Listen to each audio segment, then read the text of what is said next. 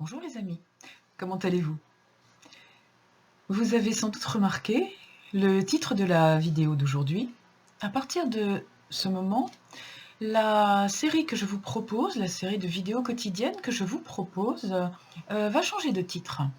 Dans l'urgence du moment, je l'avais intitulé «Booster votre immunité» et je vous ai donné un certain nombre de tuyaux pour booster votre immunité. Je n'exclus pas de vous en redonner d'autres d'ailleurs, mais pour le moment, je vous ai donné une petite trousse à outils de départ.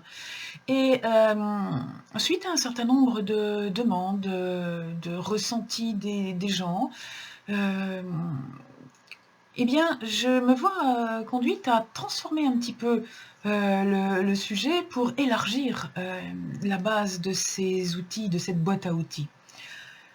L'élargir de façon à ce que, votre immunité ne soit pas simplement une question de défense immunitaire physique ou physiologique, mais on en profite ensemble avec ces, petites vidéos, en gardant ce format court, pour que vous puissiez vous approprier des outils, des connaissances, parce que tout commence par un apprentissage, comme le dit si bien le Dalaï Lama.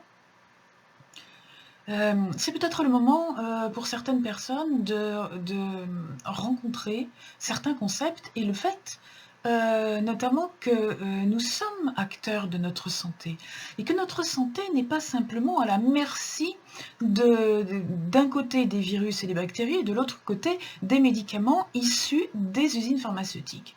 Nous avons, vraiment une grosse part de responsabilité, pas culpabilité, responsabilité dans notre santé, dans la façon dont notre organisme se défend, vit, grandit, mûrit, vieillit ou pas. Et toute cette responsabilité, eh bien, nous allons voir ensemble sur quoi elle est basée, sur quoi elle repose et comment l'entretenir. Comment la prendre en main, cette responsabilité, pour utiliser, les bons outils pour être en bonne santé, tout simplement. Alors bien sûr, je ne vous dis pas que tout le monde est en bonne santé tout le temps. Moi la première, il m'arrive d'être malade comme vous, comme tout le monde. Tous les médecins sont malades, tous les chamans sont malades, tous les guérisseurs sont malades, les plus grands méditants sont malades. Tout le monde traverse des maladies parce que les maladies d'ailleurs sont des étapes de la vie qui nous aident, à fabriquer, de la résilience dans bien des domaines.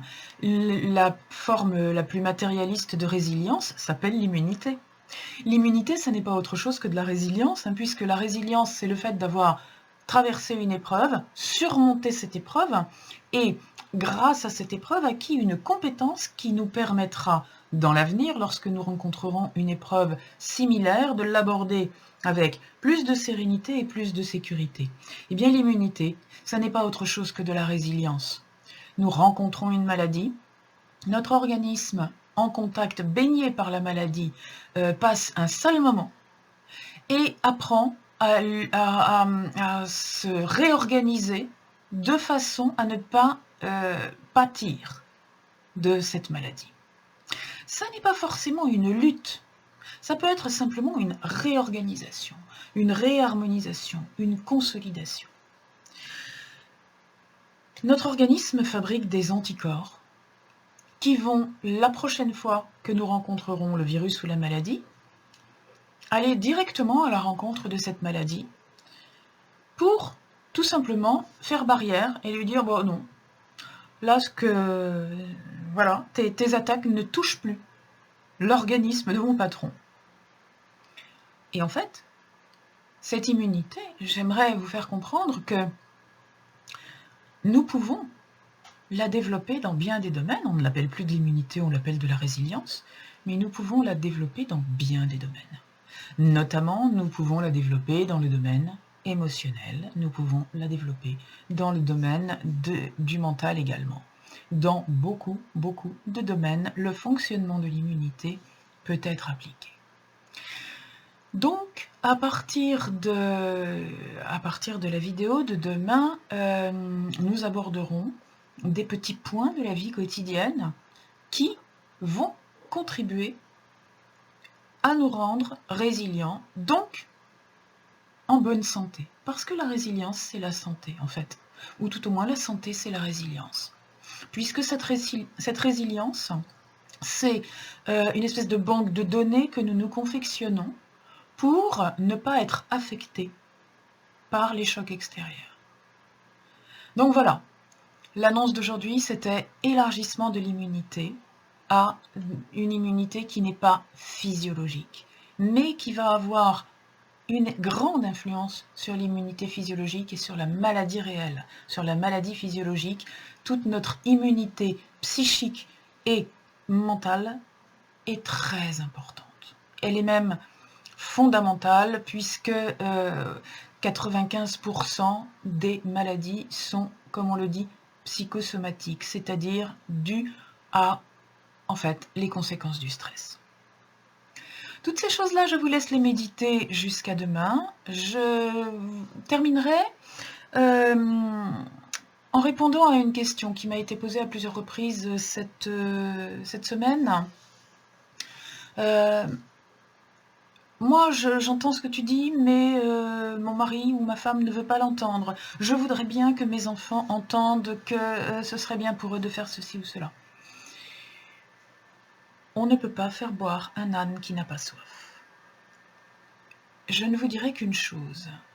Si vous êtes entouré, si vous avez dans votre entourage des personnes qui ne réagissent pas comme vous, qui ne sont pas encore arrivées au stade de se préparer comme vous de manière holistique, qui rigolent de mes petites vidéos, eh bien tant mieux, parce que le rire c'est très bon pour l'immunité, qui se moquent un peu de vous, n'en soyez pas touchés, ne prenez rien personnellement, mais ne cherchez pas à contaminer ces gens-là.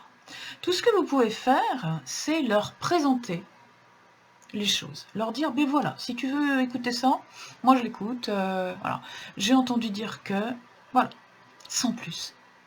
La personne qui doit être touchée le sera.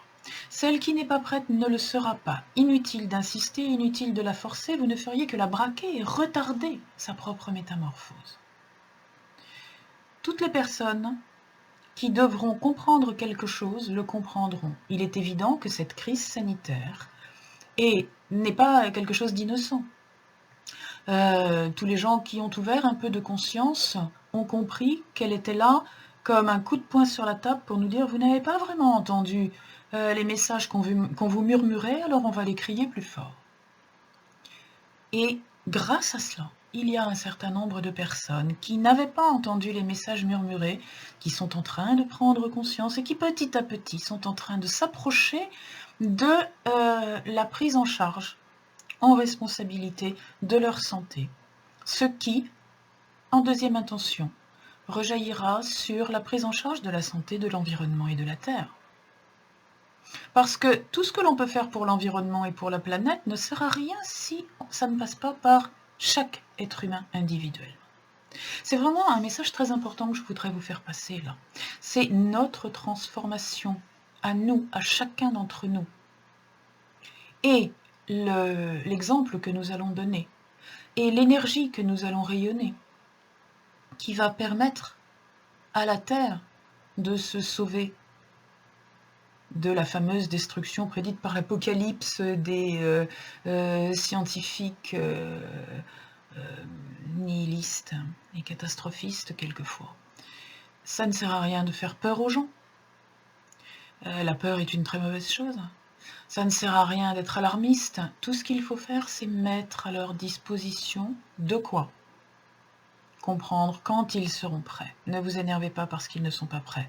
Ça ne ferait que vous faire baisser votre énergie à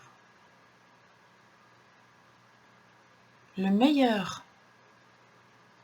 La meilleure chose qu'on puisse faire, c'est être un exemple.